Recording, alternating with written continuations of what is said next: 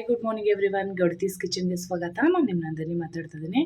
ಇವತ್ತೆಲ್ರಿಗೂ ನಾನು ನಿಮಗೆ ಒಂದು ಬಹಳನೇ ಹೆಲ್ದಿ ರೆಸಿಪಿನ ಶೇರ್ ಮಾಡ್ತಾ ಇದ್ದೀನಿ. ಸೊ ಲಾಸ್ಟ್ ವಿಡಿಯೋದಲ್ಲೂ ಕೂಡ ಬಹಳನೇ ಹೆಲ್ದಿಯಾಗಿರುವಂಥ ರೆಸಿಪಿನ ಶೇರ್ ಮಾಡಿದ್ದೆ. ಸೊ ಅದೇ ರೀತಿಯಲ್ಲೇ ಕೆಲವು ಸೊಪ್ಪು ಅಂದರೆ ಒಂದು ಸೊಪ್ಪನ್ನು ಯೂಸ್ ಮಾಡಿಕೊಂಡು ಇವತ್ತು ಒಂದು ನಿಮಗೆ ನಾನು ಗೋಧಿ ಹಿಟ್ಟಲ್ಲಿ ಒಂದು ಪಾಲಕ್ ಸೊಪ್ಪಲ್ಲಿ ಮಾಡಿರುವಂಥ ಒಂದು ಪರಾಟ ರೆಸಿಪಿನ ಶೇರ್ ಮಾಡ್ತಾ ಇದ್ದೀನಿ. ಸೊ ಚಪಾತಿ ಅಂದರೆ ಯೂಶ್ವಲಿ ಎಲ್ಲ ಥರ ಖಂಡಿತ ನಾವು ತಿಂದಿರ್ತೀವಿ. ರೆಗ್ಯುಲರಾಗಿ ತಿನ್ನೋದಕ್ಕಿಂತ ಸ್ವಲ್ಪ ಈ ಥರ ಡಿಫ್ರೆಂಟಾಗಿ ಮಾಡ್ಕೊಂಡು ತಿನ್ನೋದ್ರಿಂದ ಒಂದು ಚೇಂಜ್ ಇರುತ್ತೆ ಮತ್ತು ನಮಗೂ ಕೂಡ ತಿನ್ನುವಾಗ ಒಂಥರ ಖುಷಿ ಆಗುತ್ತೆ. ಸೊ ಮಕ್ಕಳಿಂದ ಹಿಡಿದು ಎಲ್ಲರೂ ಕೂಡ ಈಸಿಯಾಗಿ ಆರಾಮಾಗಿ ಬಾಣ್ತಿ ಕೂಡ ತಿನ್ನುವಂಥ ಒಂದು ಚಪಾತಿನ ಇವತ್ತು ನಾನು ನಿಮ್ಮ ಜೊತೆ ಶೇರ್ ಮಾಡ್ತಾ ಇದ್ದೀನಿ. ಅದನ್ನು ಪಾಲಕ್ ಸೊಪ್ಪಿನ ಪರಾಟ. ಸೊ ತುಂಬ ಅಂದರೆ ತುಂಬ ಸಿಂಪಲ್ಲು ಮತ್ತು ಕ್ವಿಕ್ಕಾಗಿ ಮಾಡ್ಬೋದು, ಜಾಸ್ತಿ ಟೈಮ್ ತೊಗೊಳ್ಳೋದಿಲ್ಲ, ಈಸಿಯಾಗಿ ಮಾಡ್ಬೋದು. ರೆಗ್ಯುಲರ್ ಚಪಾತಿಗಿಂತನ ಸೇಮೇ, ಅದಕ್ಕೆ ನಾನು ಕೂಡ ಒಂದು ಕೈ ಈಸಿಯಾಗೆ ಮಾಡ್ಬೋದು, ಬಟ್ ಹೆಲ್ದಿಯಾಗಿ ಮಾಡ್ಬೋದು.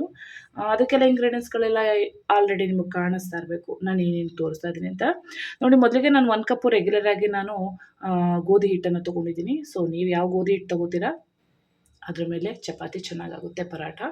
ಸೊ ನಾನು ರೆಗ್ಯುಲರಾಗಿ ಏನು ಯೂಸ್ ಮಾಡ್ತೀವಿ ನಾವು ಅದನ್ನು ತೊಗೊಂಡಿದ್ದೀನಿ. ಹಾಗೆ ಅದರಲ್ಲಿ ನಾನಿಲ್ಲಿ 1 ಕಪ್ ಆಗುವಷ್ಟು ಸಣ್ಣಕ್ಕೆ ಹೆಚ್ಚಿರೋಂಥ ಪಾಲಕ್ ಸೊಪ್ಪು ನೀಟಾಗಿ ವಾಶ್ ಮಾಡಿ ಸಣ್ಣಕ್ಕೆ ಹೆಚ್ಕೊಂಡಿರೋದು. ಸೊ ನಾನು ಯಾವಾಗಲೂ ಯೂಶ್ವಲಿ ಪರಾಟ ಮಾಡಿದಾಗೆಲ್ಲ ಅದನ್ನು ಸ್ವಲ್ಪ ಹಾಫ್ ಬಾಯ್ಲ್ ಮಾಡಿ ಮಿಕ್ಸಿನಲ್ಲಿ ರುಬ್ಬಿ ಮಾಡ್ತಾಯಿದ್ದೆ.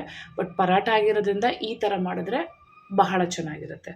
ಸೊ ಇದು ಬಂದು ನಿಮಗೆ ಮೇನ್ ಇಂಗ್ರೀಡಿಯೆಂಟ್ಸ್. ಇದಕ್ಕೆ ಶುಂಠಿ, ಹಸಿಮೆಣಸಿನ್ಕಾಯಿ ಮತ್ತು ಜೀರಿಗೆ, ಇದು 3 ನಾನು ಕುಟಾಣಿನಲ್ಲಿ ಹಾಕಿ ಕುಟ್ಕೊಂಡಿದ್ದೀನಿ. ಸೊ ನಿಮಗೆ ಇಷ್ಟ ಇಲ್ಲ ಅನ್ನೋರು ಈ ಥರ ಲೈಟಾಗಿ ಅದನ್ನು ಸಣ್ಣಕ್ಕೆ ಹೆಚ್ಕೊಂಡು ಕೂಡ ಹಾಕೋಬೋದು. ಬಟ್ ಈ ಥರ ಮಾಡೋದ್ರಿಂದ ಅದು ಫ್ಲೇವರ್ ಬಿಟ್ಕೊಳ್ಳುತ್ತೆ, ಜೊತೆಗೆ ಸ್ಪೈಸಿನೆಸ್ ಸಿಗುತ್ತೆ ನಿಮಗೆ, ತುಂಬ ಚೆನ್ನಾಗಿರುತ್ತೆ ಪರಾಟನಲ್ಲಿ. ಸಣ್ಣಕ್ಕೆ ಹೆಚ್ಚಾಕೋದ್ರಿಂದ ಈ ಥರ ನಾನು ಕುಟಾಣಿಯಲ್ಲಿ ಕುಟ್ಕೊಂಡಿದ್ದೀನಿ. ಜೀರಿಗೆ, ಶುಂಠಿ ಹಾಗೆ ಹಸಿಮೆಣಸಿನ್ಕಾಯಿ ಖಾರಕ್ಕೆ ನೋಡಿಕೊಂಡು ಎಷ್ಟು ಬೇಕೋ ಅಷ್ಟು ಹಾಕ್ಕೊಳ್ಳಿ ಪೇಸ್ಟ್ ಅದ್ರದ್ದು. ಹಾಗೆಯೇ ಇಲ್ಲಿ ಬಂದು 1 ಕಪ್ಪು ನಾನು ಗೋಧಿ ಹಿಟ್ಟಿಗೆ 1/4 ಕಪ್ ಆಗುವಷ್ಟು ಕಡಲೆ ಹಿಟ್ಟು, ಸೊ ಕ್ವಾಲಿಟಿ ಇರುವಂಥ ಕಡಲೆ ಹಿಟ್ಟು, ಅದಕ್ಕನುಗುಣವಾಗಿ ಒಂದು ಅರ್ಧ ಟೀ ಸ್ಪೂನ್ ಆಗುವಷ್ಟು ಅರಿಶಿನ ಪುಡಿ ತೊಗೊಂಡಿದ್ದೀನಿ. ಮತ್ತು ಸ್ವಲ್ಪ ರುಚಿಗೆ ಉಪ್ಪು, ಹಾಗೆ ಸ್ವಲ್ಪ ಎಣ್ಣೆ, ಇದಿಷ್ಟನ್ನು ಹಾಕಿ ಒಂದು ಸೂಪರಾಗಿರೋಂಥ ಪರಾಟ ಹೇಗೆ ಮಾಡೋದು ಅಂತ ತೋರಿಸ್ತೀನಿ, ನೋಡ್ಕೊಳ್ಳೋಣ ಬನ್ನಿ. ಫಸ್ಟು ಡೋ ಮಾಡಿ ಇಟ್ಕೊಂಡ್ಬಿಡೋಣ. ಯಾಕಂದರೆ ಇದು ಸುಮಾರು ಒಂದು 20 ಮಿನಿಟ್ಸು ಡೋ ರೆಸ್ಟ್ ಮಾಡಬೇಕು, ಅಂದರೆ ಮ್ಯಾರಿನೇಷನ್ ಆಗಬೇಕು. ನಾವು ಡೋನ ಎಷ್ಟು ಚೆನ್ನಾಗಿ ರೆಸ್ಟ್ ಮಾಡೋಕ್ಕೆ ಬಿಡ್ತೀವೋ ಅಷ್ಟು ಚೆನ್ನಾಗಿ ನಮಗೆ ಫ್ಲೇವರ್ಫುಲ್ ಪರಾಟ ಸಿಗುತ್ತೆ. ಇಲ್ಲಾಂದರೆ ನಿಮಗೆ ತಿಂತಾ ಇದ್ರೆ ಪಾಲಕ್ ಸೊಪ್ಪಿನ ಒಂದು ಗೊತ್ತಾಗೋದಿಲ್ಲ. ಸೊ ಫ್ಲೇವರ್ಫುಲ್ ಬೇಕು ಅಂದರೆ ಅಟ್ಲೀಸ್ಟ್ ಒಂದು 20 to 30 ಮಿನಿಟ್ಸ್ ನಾವು ಅದನ್ನು ರೆಸ್ಟಿಗೆ ಬಿಡಬೇಕು. ಅದಕ್ಕೋಸ್ಕರ ನಾನು ನಿಮಗೆ ಒಂದು ಡೋನ ಮಾಡ್ಕೊಳ್ಳೋಣ. ಸೇಮ್ ನಾನು ತೋರಿಸಿದಂಥ ಎಲ್ಲ ಇಂಗ್ರೀಡಿಯೆಂಟ್ಸ್ಗಳನ್ನ ಹಾಕ್ಕೊಡಿ. ಸುಮಾರು ನಾನಿಲ್ಲಿ ತೋರಿಸ್ತಾ ಇರೋದು ಒಂದು 4 ರಿಂದ 5 ಚಪಾತಿ ಆರಾಮಾಗುತ್ತೆ. ಸೊ ನಿಮಗೆ ಎಷ್ಟು ಬೇಕು ನೋಡಿಕೊಂಡು, ಸೊಪ್ಪು ಅಳತೆಯಲ್ಲಿ ಮಾತ್ರ ನಿಮಗೆ ಲಿಮಿಟ್ ಇಲ್ಲ, ಇದಕ್ಕೆ ಅನ್ಲಿಮಿಟೆಡು, ಎಷ್ಟು ಬೇಕಾದ್ರೆ ಹಾಕೋಬೋದು. ಎಷ್ಟು ಹಾಕಿದ್ರೂ ಕೂಡ ಪಾಲಕ್ ಸೊಪ್ಪು ತುಂಬಾ ಚೆನ್ನಾಗಿರುತ್ತೆ. ಸೊ ಹಾಗೆ ಇದು ಮಾತ್ರ ನೋಡ್ಕೊಂಡು ಹಾಕೊಳ್ಳಿ. ಸ್ಪೈಸಿನೆಸ್ಸು ಮಕ್ಕಳು ಜಾಸ್ತಿ ತಿಂತಾರೆ ಅಂದರೆ ಅವ್ರಿಗೆ ನೀವು ಜಾಸ್ತಿ ಹಸಿಮೆಣಸಿನ್ಕಾಯಿನ ಹಾಕೋದು ಬೇಡ. ಹಾಗೆಯೇ ಇದಕ್ಕೆ ರುಚಿಗೆ ತಕ್ಕಷ್ಟು ಉಪ್ಪನ್ನು ಸೇರಿಸ್ಕೊಳ್ಳಿ. ಸೊ ನಾನು ಏನು ತೋರಿಸ್ತಾ ಇದ್ದೀನಿ ಇಷ್ಟೇ ಇಂಗ್ರೀಡಿಯೆಂಟ್ಸ್ ಸಾಕು, ಬೇರೆ ಏನೂ ಹಾಕಬೇಡಿ. ಇದಕ್ಕೆ ಅಷ್ಟು ಚೆನ್ನಾಗಿರುತ್ತೆ. ನೋಡಿ, ಒಂದು ಅರ್ಧ ಟೀ ಸ್ಪೂನಷ್ಟು ರುಚಿಗೆ ನೋಡ್ಕೊಂಡು ಉಪ್ಪನ್ನು ಹಾಕ್ಕೊಂಡು, ಹಾಗೆಯೇ ಇದಕ್ಕೆ ಸುಮಾರು ಒಂದು 1/4 ಟೀ ಸ್ಪೂನ್ ಆಗುವಷ್ಟು ಎಣ್ಣೆನ ಹಾಕ್ಕೋಬೇಕು. ಇದು ಚೆನ್ನಾಗಿ ಬೈಂಡಿಂಗ್ ಬರುತ್ತೆ. ಹಾಗೆಯೇ ಹಿಟ್ಟಿಂದ ಸಪ್ರೇಟ್ ಆಗೋದಿಲ್ಲ ಸೊಪ್ಪು, ಇವೆಲ್ಲ ಕೂಡ ಖಾರ, ಉಪ್ಪು ಎಲ್ಲ ಚೆನ್ನಾಗಿ ಮಿಕ್ಸ್ ಮಾಡ್ಕೊಳ್ಳಿ ಒಂದ್ಸಲ. ಈ ಥರ ತುಂಬ ಅಂದರೆ ತುಂಬ ಚೆನ್ನಾಗಿರುತ್ತೆ. ಒಂಥರ ನೀವು ಒಂದ್ಸಲ ಟ್ರೈ ಮಾಡಿದ್ರೆ ಮತ್ತೆ ಮತ್ತೆ ಇದನ್ನೇ ಮಾಡ್ತೀರಾ, ಯಾಕಂದರೆ ಅಷ್ಟು ಟೇಸ್ಟಿಯಾಗಿರುತ್ತೆ ಈ ಪರಾಟ. ನಾನು ಯಾವಾಗಲೂ ಮನೆಯಲ್ಲಿ 1-2 ಸಲ ಮಾಡಿದ್ದೆ, ಬಟ್ ಈಗ ರೆಗ್ಯುಲರಾಗಿ ಕೇಳ್ತಾರೆ. ಹಾಗಾಗಿ ನೀವು ಕೂಡ ಒಂದ್ಸಲ ಟ್ರೈ ಮಾಡಿ. ಈಗ ನೋಡಿಕೊಂಡು, ಇದು ತುಂಬ ಗಟ್ಟಿಗೂ ಇರಬಾರ್ದು, ನಾವು ರೆಗ್ಯುಲರಾಗಿ ಚಪಾತಿ ಹಿಟ್ಟು ಹೇಗೆ ಕಲಿಸ್ತೀವಿ ಹಾಗೆಲ್ಲ ಇರಬಾರ್ದು. ಇನ್ನು ಒಂದು ಸ್ವಲ್ಪ ಸಾಫ್ಟಾಗಿರಬೇಕು, ಯಾಕೆಂದರೆ ಆ ಚಪಾತಿ ಒತ್ತುವಾಗ ನಮಗೆ ಸೊಪ್ಪೆಲ್ಲ ಅಂಟ್ಕೋಬಾರ್ದು. ಆ ಥರ ತುಂಬ ತೆಳ್ಳಗೂ ಅಲ್ಲ, ಹಾಗೆ ತುಂಬ ಗಟ್ಟಿಗೂ ಕಲಿಸ್ಕೋಬಾರ್ದು. ನೋಡಿಕೊಂಡು ಒಂದು ಸಾಫ್ಟಾಗಿರುವಂಥ ಒಂದು ಡೋನ ನಾವು ರೆಡಿ ಮಾಡ್ಕೋಬೇಕಾಗತ್ತೆ. ನೋಡಿ ನೀಟಾಗಿ. ಆಮೇಲೆ ಇದಕ್ಕೆ ನಾವು ಸೊಪ್ಪೆಲ್ಲ ಹಾಕಿರೋದ್ರಿಂದ ಜಾಸ್ತಿ ನೀರು ತೊಗೊಳ್ಳೋದಿಲ್ಲ. ನೋಡಿಕೊಂಡು ನೀಟಾಗಿ ಒಂದು ಡೋನ ರೆಡಿ ಮಾಡ್ಕೊಳ್ಳಿ. ಸೊ ಈಗ ನೀಟಾಗಿ ಕಲಿಸ್ಕೋತೀನಿ ಇದನ್ನು. ನೋಡಿ, ಈ ಥರ ಸಾಫ್ಟಾಗಿ ಡೋನ ರೆಡಿ ಮಾಡ್ಕೋಬೇಕು. ಎಷ್ಟು ಸಾಫ್ಟಾಗಿದೆ. ಸೊ ಈಗ ಇದನ್ನು ನಾವು ಮ್ಯಾಕ್ಸಿಮಮ್ ಅಂದರೆ ನಾನು ಹೇಳ್ದಾಗೇ ಒಂದು ಹಾಫ್ ಆನ್ ಅವರ್, ಮ್ಯಾಕ್ಸಿಮಮ್ ಅಂದರೆ ಅಟ್ಲೀಸ್ಟ್ ಒಂದು 20 ಮಿನಿಟ್ಸ್ ಬಿಟ್ಟರೆ ಸಾಕು. 20 ಮಿನಿಟ್ಸ್ ಆದಮೇಲೆ ನೀವು ಮಾಡೋದ್ರಿಂದ ನಾನು ಹೇಳ್ದಾಗೇ ಈ ಪರಾಟ ಸಾಫ್ಟಾಗಿ ಸಿಗುತ್ತೆ, ಜೊತೆಗೆ ಆ ಫ್ಲೇವರ್ಫುಲ್ ಎಲ್ಲ ಬಿಟ್ಕೊಂಡು ನಿಮಗೆ ಕಲಿಸುವಾಗಲೇ ಅದ್ರ ಅರೋಮಾ ಬರುತ್ತೆ, ಅಷ್ಟು ಚೆನ್ನಾಗಿರುತ್ತೆ. ಸೊ ಈಗ ನನ್ನ ಹತ್ರ ಟೈಮ್ ಇರೋದ್ರಿಂದ ನಾನು ಒಂದು 30 ಮಿನಿಟ್ಸ್ ಬಿಡ್ತೀನಿ. 30 ಮಿನಿಟ್ಸ್ ಆದಮೇಲೆ ನಾನು ನಿಮಗೆ ಪರಾಟ ಹಾಕಿ ತೋರಿಸ್ತೀನಿ. ನೋಡಿ ಈಗ ಒಂದು 30 ಮಿನಿಟ್ಸ್ ಬಿಟ್ಟಿದೆ, ಚೆನ್ನಾಗಿ ಸಾಫ್ಟಾಗಿ ಆಗಿದೆ. ಇಷ್ಟು ಸಾಫ್ಟಾಗಿ ಆಗಬೇಕು. ಈಗ ಇದನ್ನು ನೀಟಾಗಿ ಉಂಡೆಗಳಾಗಿ ಲಟ್ಟಿಸ್ಕೊಳ್ಳೋಣ. ಮೊದಲಿಗೆ ಸ್ವಲ್ಪ ಪೌಡ್ರ್ ಹಾಕೊಳ್ಳೋಣ. ನಾನು ಹೇಳಿದ್ದೆ ನಿಮ್ಗಾಗ್ಲೇ, ಇದಕ್ಕೆ ಜಾಸ್ತಿ ಗಟ್ಟಿಗೆಲ್ಲ ಕಲಸಬಾರ್ದು, ಯಾಕೆಂದರೆ ಹುತ್ತುವಾಗ ಬಹಳನೇ ಹಿಂಸೆ ಆಗುತ್ತೆ ಅಂತೇಳಿ ಅದೆಲ್ಲ ಅಂಟ್ಕೊಳ್ಳುತ್ತೆ. ಸೊ ನೋಡಿ ಎಷ್ಟು ಸಾಫ್ಟಾಗಿ ಆಗಿದೆ ಅಂದರೆ ಒಳ್ಳೆ ಚೆನ್ನಾಗಿ ಬಂದಿರುತ್ತೆ. ನೀಟಾಗಿ ಫಸ್ಟು ನಾವು ಹೇಗೆ ಬೇಕು ನಿಮಗೆ ಯಾವ ಶೇಪಲ್ಲಿ ಬೇಕೋ ಆ ಶೇಪಲ್ಲಿ ನೀವು ಪರಾಟನ ಲಟ್ಟಿಸ್ಕೋಬೋದು. ಇದು ಅದು ಇದು ಅಂತ ಏನಿಲ್ಲ. ನೋಡಿ ಹೇಳ್ದಾಗೆಲ್ಲ ಕೇಳುತ್ತೆ.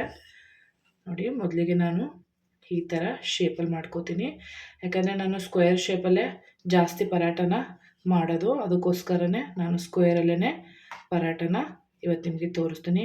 ತುಂಬ ಅಂದರೆ ತುಂಬ ಚೆನ್ನಾಗಿರುತ್ತೆ. ಒಂದ್ಸಲ ಟ್ರೈ ಮಾಡಬೇಕಷ್ಟೇ.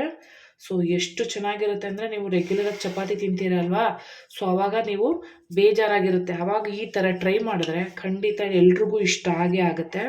ಮತ್ತು ಕ್ವಿಕ್ಕಾಗಿ ಆಗುತ್ತೆ. ಇದಕ್ಕೇನು ಜಾಸ್ತಿ ಏನು ಟೈಮ್ ತೊಗೊಳ್ಳೋದಿಲ್ಲ. ಮತ್ತು ಟೇಸ್ಟ್ ವೈಸು ಅಷ್ಟೇ, ಇದಕ್ಕೆ ಗೊಜ್ಜೆ ಬೇಕು ಅಂತಿಲ್ಲ.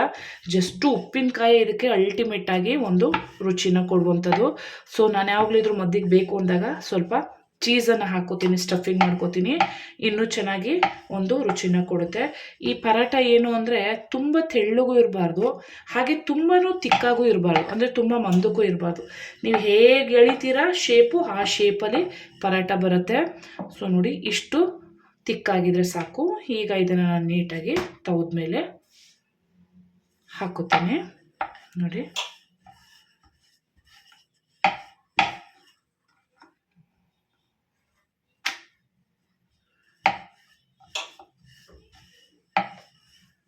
ಸೊ ಈಗ ಇದನ್ನ ತವ ಕಾದಿದೆ, ಅದ್ರ ಮೇಲೆ ಹಾಕ್ಕೊಳ್ಳೋಣ.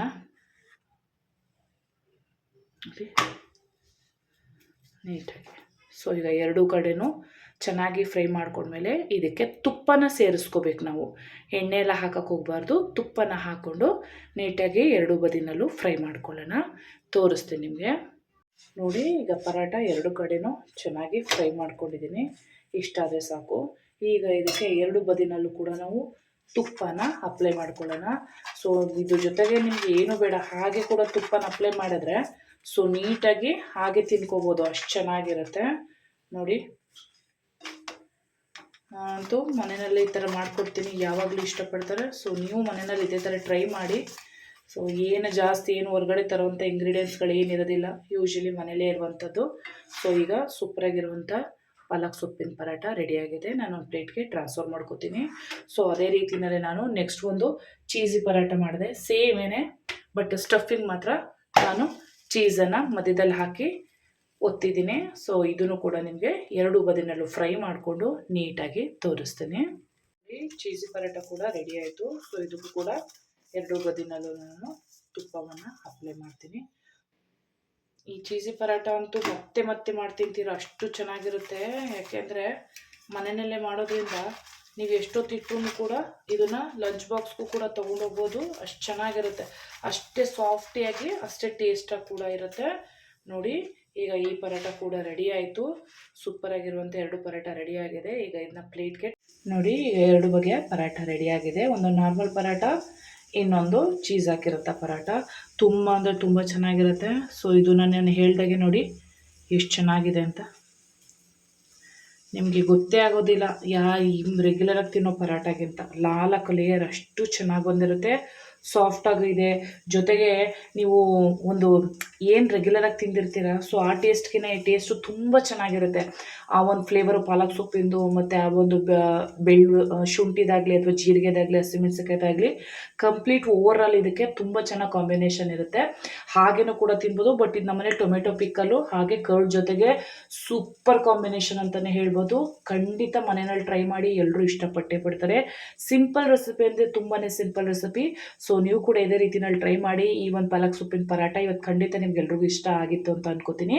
ಸೊ ಇದೇ ಥರ ಮತ್ತೆ ಒಂದು ರೆಸಿಪಿಯೊಂದಿಗೆ ನಾನು ನಿಮ್ಮನ್ನ ಭೇಟಿ ಆಗ್ತೀನಿ. ಅಲ್ಲಿವರೆಗೂ ಯಾರು ಹೊಸದಾಗಿಲ್ಲ ನನ್ನ ಚಾನಲ್ನ ಸಬ್ಸ್ಕ್ರೈಬ್ ಮಾಡದೆ ನೋಡ್ತಾ ಇದ್ದೀರಾ, ಪ್ಲೀಸ್ ಅವರೆಲ್ಲ ಸಬ್ಸ್ಕ್ರೈಬ್ ಮಾಡ್ಕೊಳ್ಳಿ, ಫಾಲೋ ಮಾಡ್ಕೊಳ್ಳಿ, ಹಾಗೆ ಶೇರ್ ಮತ್ತು ಕಮೆಂಟ್ಸ್ ಮಾಡೋದನ್ನ ಮರಿಬೇಡಿ. ಮತ್ತೊಂದು ರೆಸಿಪಿಯೊಂದಿಗೆ ನಾನು ನಿಮ್ಮನ್ನ ಭೇಟಿ ಆಗ್ತೀನಿ. ಅಂಟಿಲ್ ದೆನ್ ಟೇಕ್ ಕೇರ್, ಬಾಯ್ ಬಾಯ್.